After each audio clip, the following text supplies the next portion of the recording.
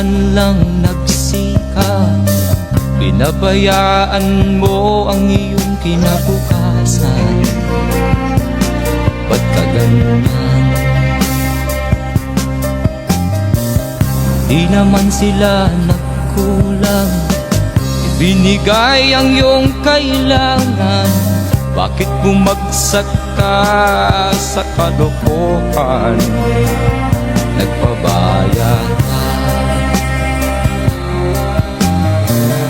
lagi kang naglalasing, magulang mo'y di pinapansin.